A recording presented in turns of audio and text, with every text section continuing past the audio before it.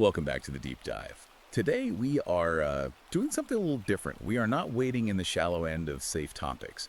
We are heading straight into the eye of the cultural storm. We've got a stack of research, some very controversial data, and one incredibly provocative new book.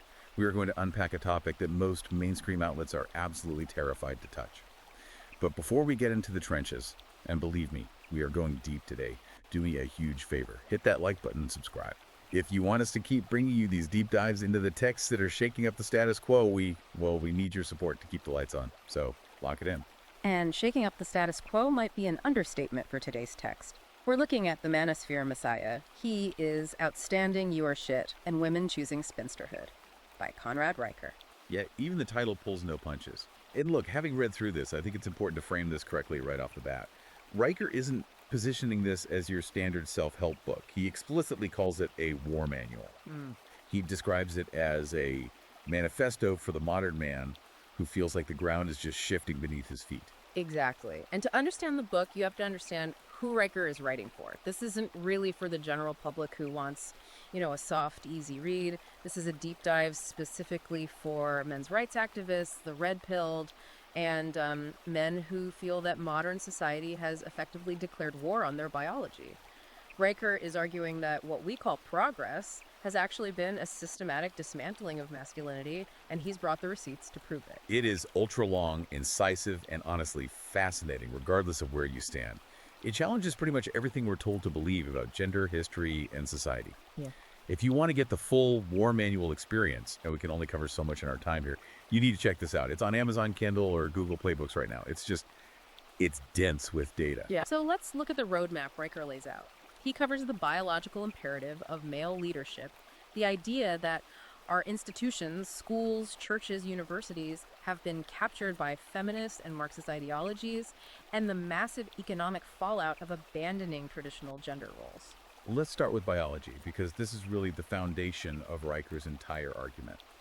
He goes straight for the jugular of the egalitarian myth. That idea we learned in Sociology 101 that in our natural hunter-gatherer state, men and women were basically interchangeable, holding hands and singing songs. Right. He brings up the famous studies of the Kungsan people of the Kalahari. For years, specifically in the 1970s, anthropologists held them up as this paradise of gender equality. They claimed that because women gathered nuts and roots, which provided a steady baseline of calories, they had equal political power to the men. It was the perfect academic narrative. But Riker says, hold on, look at the actual data. He re-examines that research and points out a massive oversight. Yes, the gathering provided calories, but who handled the crises? When there was a conflict over water rights with a neighboring tribe, or when a predator threatened the camp, it wasn't a committee of grandmothers handling it. It was the men. And specifically, Riker talks about the politics of meat. While gathering provided sustenance, the men provided the high-value protein, the meat from the hunt. In a calorie-scarce environment, bringing home a gazelle wasn't just about dinner. It was a massive transfer of power and status. The successful hunters dictated the movement of the tribe. So his argument is that leadership isn't just a social construct we made up, it's an evolutionary adaptation. Precisely. He calls the alternative the matriarchy myth. Riker argues that hierarchies based on male competence are natural and necessary for survival. And to prove this, he uses a really striking and honestly kind of hilarious example from the 1980s, the feminist communes. Oh, this part was wild. He details these places like Rainbow Moon in Oregon. These were attempts to build utopias completely without men. No male energy allowed on the premises. And they collapsed, almost universally. Riker details how they refused to allow men in, even for heavy infrastructure work. There's this one story that really illustrates his point about a woman named Lydia. She was trying to install a massive 40-pound solar panel array on the roof of the main lodge. Right, and physics doesn't care about your ideology. It was too heavy for her to leverage safely. Exactly. She realized she couldn't do it without risking injury or breaking the expensive equipment. So out of desperation, she called a local handyman from the nearby town to come help her hoist it. And the response from the commune wasn't, thanks for getting the power on, Lydia. Far from it. Riker details that they held a 14-hour consensus meeting. 14 hours. They debated whether she had betrayed the sovereignty of the land by letting a biological male onto the property. They shamed her for hours. Eventually, the commune fell apart because, as Riker puts it, you can't build a society on an ideology that ignores physics. They eventually had to hire men secretly at night to fix the generators and chop the wood because the winter was coming and they were freezing. That is quite an image. The takeaway Raker is driving at here is that when crises happen, when the heater breaks or the food runs out, societies default to male leadership, not because of oppression, but for survival. He argues that removing men from the equation results in inefficiency and eventual collapse. And he traces this removal of men from the communes right into our modern institutions. He calls it the capture. Specifically, how schools have turned into what he calls the beta orbit. This is a heavy section. Riker argues that the education system has effectively pathologized normal male behavior. Well, think about what makes a boy biologically. High energy, roughness, a desire for competition, a desire to test boundaries. Riker argues these are the traits that historically built civilizations. You need that energy to explore frontiers or build skyscrapers. But in a modern classroom, those traits are diagnosed as ADHD or labeled toxic. There was a specific anecdote that really stuck with me. A 6-year-old boy in Texas was suspended for playing cops and robbers at recess. He was just using his finger as a gun, running around imagining he was a sheriff. Riker points out the context there. The boy was imagining authority. He was imagining being a protector, a good guy stopping bad guys. But the school called it aggressive play and said it was triggering for the other students. Meanwhile, Riker contrasts that with a girl in the same school who staged a fake breakup with an imaginary boyfriend, causing a scene. She was praised for her emotional expressiveness. It's the double standard. Riker uses this to illustrate that imagination is good unless it involves power, dominance, or combat, then it's a threat. He argues we are medicating the boy out of boys to make them easier to manage in a classroom setting that's really designed for girls. And it's not just schools, though. Riker goes deep into religion. He has a chapter called Christ the Conqueror. This completely reframes how we look at the church. It does. Riker argues that the church, much like schools, has been captured by feminist ideology. He says we've traded the image of the table-flipping warrior who challenged the Pharisees and spoke of spiritual warfare for a gentle hippie in a linen dress who just wants everyone to be nice. He calls it the feminization of religion, and he points to the decline in male attendance as proof. The data is stark. Riker shows that as churches moved away from messages of duty, command, and sacrifice and moved toward feelings, inclusion, and inner peace, male attendance just plummeted. His point is that men are looking for a mission. They want to be challenged. They don't want a therapy session with hymns. So, if men are being pushed out of their spiritual role as protectors and their educational role as competitors, what happens when they enter the economy?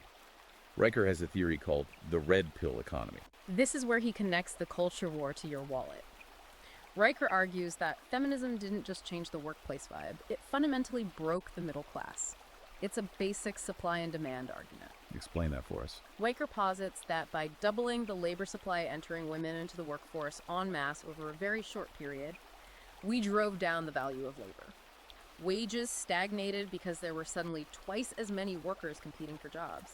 Suddenly, you needed two incomes to maintain the standard of living that one income used to provide in the 1950s. And the consequence of that is that child rearing gets outsourced. Yeah. We pay strangers to raise our kids so we can work to pay for the strangers to raise our kids. Which leads to what Riker calls fatherless America.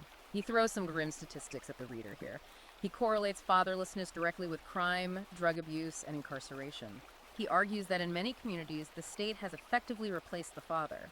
Because of the welfare cliffs, right? Exactly. Riker breaks down how the welfare system penalizes marriage. If a single mother marries a working man, she often loses her benefits. So the government is literally paying fathers to stay away. And on the flip side of that, Riker goes after the narrative sold to women. He calls it the feminine void. This is his controversial take on the whole girl boss era. He talks about the fertility cliff and the lie of having it all. Riker argues that women have been sold a bill of goods, that a career in marketing or HR will provide the same deep soul satisfaction as raising a family. He paints a pretty bleak picture of that lifestyle. He talks about the woman who spends her 20s and 30s chasing a VP title, grinding 60 hours a week, only to wake up at 45 with a lot of nice shoes, a pristine condo, and absolute silence when she comes home. He calls it legacy without love. And he specifically mentions that corporate feminism really only benefits elite women. They get the board seats and the book deals. But for the working class, Riker argues, the family unit has been crushed so that corporations can have cheaper labor. He believes the fulfillment of the traditional mother has been traded for the misery of the corporate drone. And he cites antidepressant usage rates among women to back that up. It's a harsh assessment, but Riker insists the data is there. And this economic and social tension bleeds right into the most volatile part of the book, the sexual marketplace. This is where Riker breaks down the 80-20 rule, which is a staple concept in the Manosphere, but he goes deeper.